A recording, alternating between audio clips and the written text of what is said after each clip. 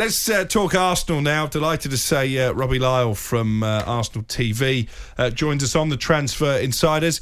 Robbie, quite the window so far. Kai Havertz done and dusted for £65 million. Agreement in place now with West Ham to pay £105 million for Declan Rice. And Jurrien Timber, we understand, will be arriving for around about £40 million from Ajax as well. You can't question the owners anymore, can you? No, you can't. They're backing the manager. And it's not just this window. The last two windows, they've backed the manager.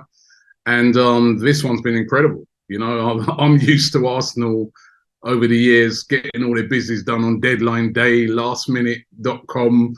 I remember the transfer window in 2015. The only person we signed was Petr Cech for £10 million. You know what I mean? So, no, they're really backing the manager. And these are some great signings. They really are. How do you see Havertz fitting in? Because for me, I still think Arsenal are short of an out-and-out number 9, someone who's going to score 20 goals a season. I know you'll say Gabriel Jesus was injured for a large part of last season. Maybe that stifled his numbers, but he was played as a false number 9 at Chelsea. Didn't really work out. Have you not got a lot of sort of similar players to Kai Havertz already? I think, you know, it's a bit of a mystery exactly where he's going to play, but I just get the feeling he's going to be used in midfield because even when he signed, Mikel Arteta sort of said in his statement that, you know, he's going to improve our midfield. So he didn't really talk about, he said how he's versatile and everything, but he didn't really talk about him playing up front. So it could be in the midfield where he figures. And you're right about Jesus. I think a lot of disrespect I feel for Jesus because he did get into double figures last year and he did miss about 4 months of the season. So I think this season he could get 20 goals and we did, and also Arsenal, we scored a lot of goals last season. Goals weren't really the issue. It was really, you know, we conceded too many towards the end.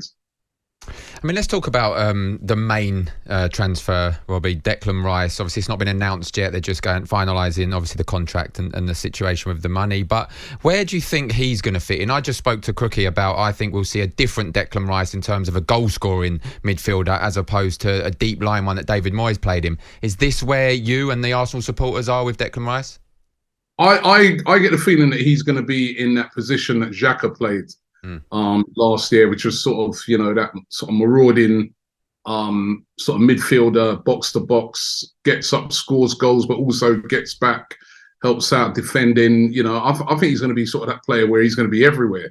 And I'm really excited to see how he's deployed at Arsenal. But I just get the feeling that I don't think he's going to be just like a holder at Arsenal. And I hope he sort of plays in that position because I think there's so much more to come from Declan Rice. I mean, I really wanted this signing. I mean, I was seeing him at the World Cup in Qatar. I was there for all the England games, and he was brilliant. And I think this is a game-changing signing for Arsenal. I guess also it gives you confidence when you look at the fact that he's turned down Manchester City because he wants to go and play for Mikel Arteta. I think if we'd have said that to you, maybe even at the start of last season, you may have laughed at us, but that just shows how highly regarded Arteta is by his peers and by players.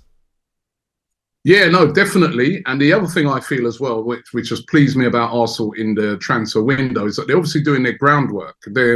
I think to persuade a player like Declan Rice, you've got to go out there and you've got to do your groundwork and persuade him about coming to Arsenal. And I think that's what really swayed it when City did come in. When City came in, a lot of us were fearing and thinking, well, treble winners, Guardiola.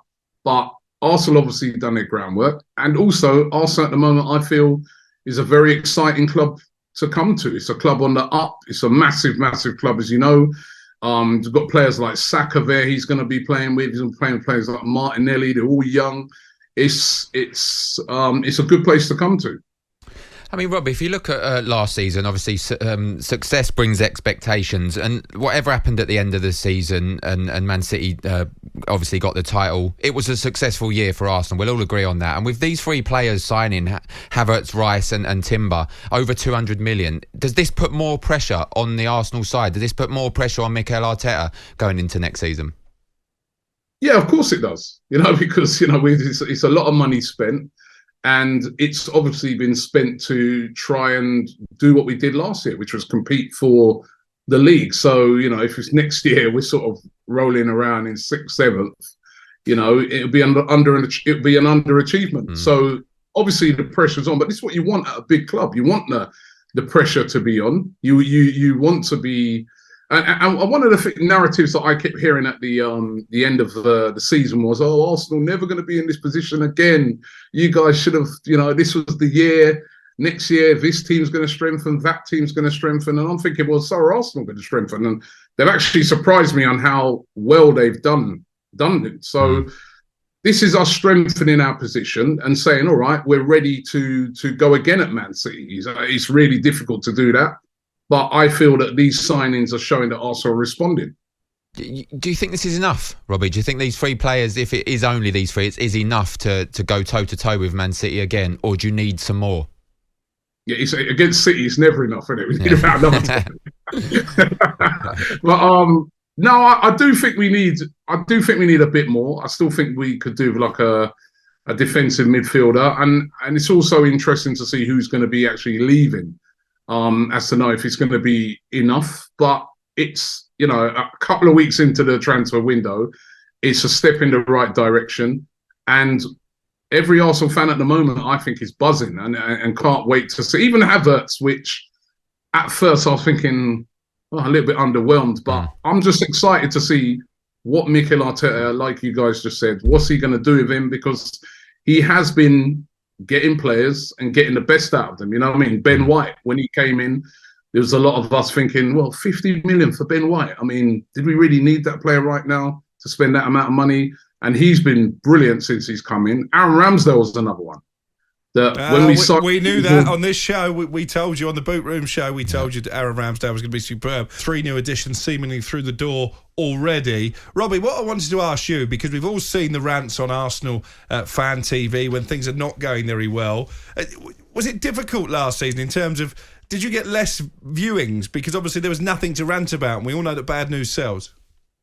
No, it was brilliant last season because our views went up, our subscribers went up. We're hitting over 5 million views even at the moment in the transfer window per month on YouTube alone. So everything is going up, and I think there's a real misconception. Arsenal fans want to see their team winning. In seasons gone by, when you've heard some fans on a rant, they've been a bit justified because there have been some really, really hard times. But I'd say the last couple of seasons, not just last season, the season before as well, the fans have been really, I feel, quite happy with what they've seen. The main thing we want to see as Arsenal fans is we want to see Arsenal challenging for the league. We know it's difficult. We know it's tough to get past a Man City. But we want to see our team challenging. And last season, we did that. We challenged for the league. I think with a bit more experience, we could have actually gone all the way and won it. So, no, it's all good at the moment. Long may it continue.